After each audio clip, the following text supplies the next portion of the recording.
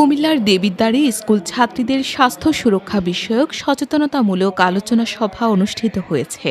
বৃহস্পতিবার ৩০ জুলাই দুপুরে বিশ্ব জনসংখ্যা দিবস উদযাপন উপলক্ষে উপজেলা পরিবার পরিকল্পনা বিভাগের উদ্যোগে দেবিদ্বার মফিজউদ্দিন আহমেদ পাইলট বালিকা উচ্চ বিদ্যালয় মিলনায়তনে ওই সভা অনুষ্ঠিত হয়েছে।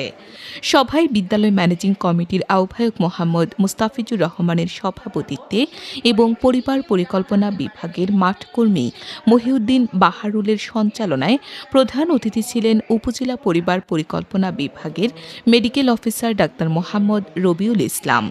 প্রধান আলোচক ছিলেন দেবিদ্বার মফিজউদ্দিন আহমেদ পাইলট বালিকা উচ্চ বিদ্যালয়ের প্রধান শিক্ষক মোহাম্মদ মুজিবুর রহমান।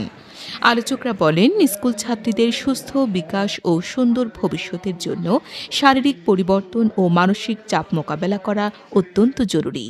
বয়ঃসন্ধিকালীন পরিবর্তন, সুষম খাদ্য গ্রহণ এবং মানসিক স্বাস্থ্য সুরক্ষার মাধ্যমে তাদের আত্মবিশ্বাসী ও সফল করে তুলতে হবে, যাতে করে বয়ঃসন্ধিকালীন শরীরের স্বাভাবিক পরিবর্তন ও পরিচ্ছন্নতা সম্পর্কে ধারণা, পুষ্টিকর খাবার খাওয়া এবং পর্যাপ্ত পরিমাণে বিশুদ্ধ পানি পান করা, নিয়মিত খেলাধুলা, ব্যায়াম এবং রাতে ঠিকমতো ঘুমানোর বিষয়ে ধারণা প্রদান করেন। আলোচকরা আরও বলেন, শিক্ষার্থীদের বাল্যবিবাহ ও প্রজনন স্বাস্থ্য সম্পর্কে ভুল ধারণা পরিত্যাগ করতে হবে। পরীক্ষার ভীতি ও অতিরিক্ত পড়ার চাপ থেকে দূরে রাখতে ইতিবাচক পরিবেশ তৈরি করা এবং স্কুল বা আশপাশে কোনো রকম উপহাস বা মানসিক নির্যাতন থেকে রক্ষা করতে হবে।